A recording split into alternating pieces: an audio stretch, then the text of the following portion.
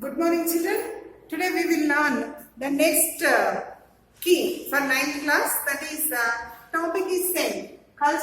Changing cultural traditions in Europe. But dated is 18th. 18th dated key we are going to discuss now. That is for class 9. Changing cultural traditions in Europe. What we have learned yesterday, the man has become modern during this particular period. And this modern man, he discovered so many things, invented so many things, and started living in a life where he enjoyed the total world where he is living. So that means there is a clear-cut difference.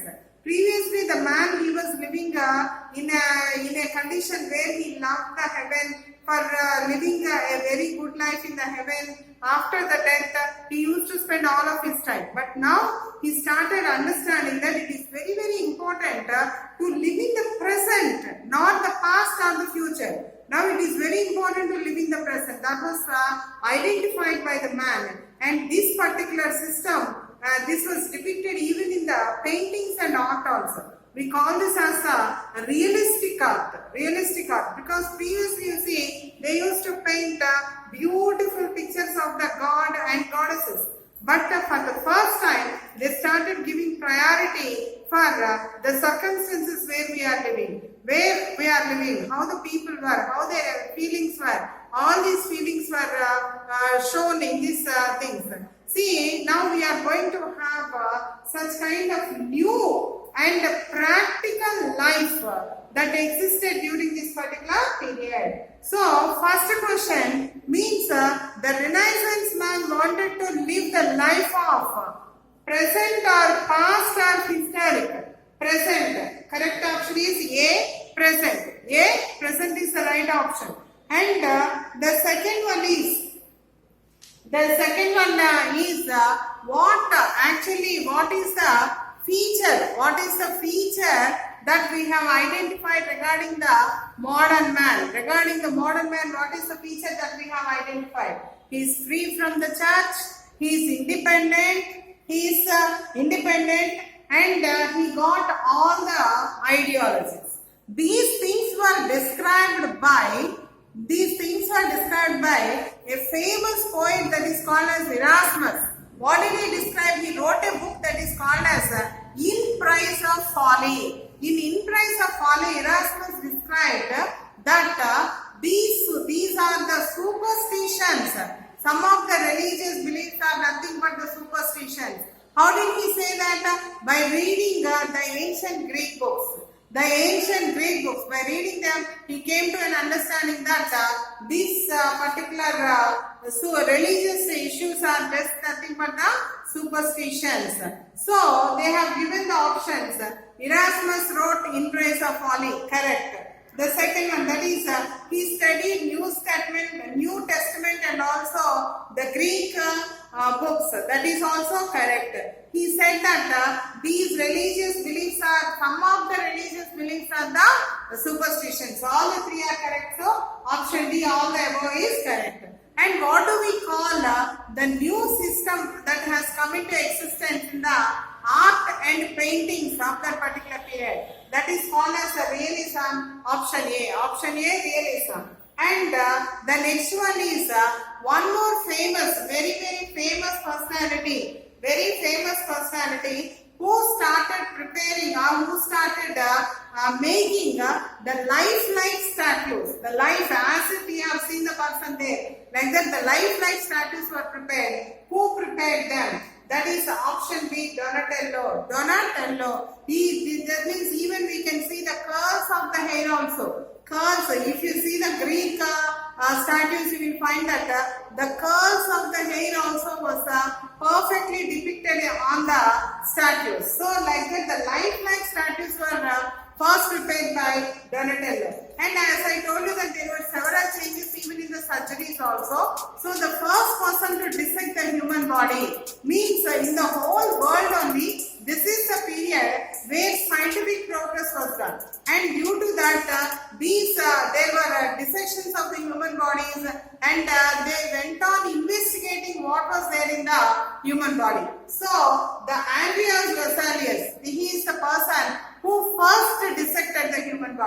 Option B, Andreas Rosales. He is the first person to dissect the human body and investigate into that. And finally, the last one is, children, there are three important members in the field of art. One is Leonardo da Vinci, second one is Raphael, third one is Michelangelo. And I need not tell you, Leonardo da Vinci means Mona Lisa, everybody knows. Like that, one famous painter, that is Michelangelo, he was very famous for the Pieta, holding the Jesus Christ in the hands of the Mary, that is mother. When Jesus Christ fell down due to, that means he was crucified, no? When he has fell down, Mary hold this Jesus Christ in his hands, and that gave a perfect feelings in the faces of both. See, such kind of new things were done at that particular time. And who was that famous artist who prepared that Pieta? That Pieta was prepared by Michelangelo, option A. Leonardo da Vinci for Mona Lisa. Michelangelo for this Pieta. Okay. So these are the options for these objective questions. Once again I repeat, that is man wanted to live only in the present situation, present time. And the Erasmus wrote In Praise of Folly. He read the New Testament and also Greek books, and he said that some of the beliefs were superstitions, and so all the above is correct. The new system of art came into existence was known as the realism, and Donatello was the first person to prepare the lifelike statues, and Andreas Vesalius was the first person to dissect the human body, and Michelangelo was famous for his beautiful work, that is Pieta. Pieta was the beautiful painting of Michelangelo. Now let us learn about the next question, that is the theory of realism. What is the theory of realism in painting describing about? The realism, the artists, they studied the nature, people, places, and perfectly depicted them. They did not depend on the fiction.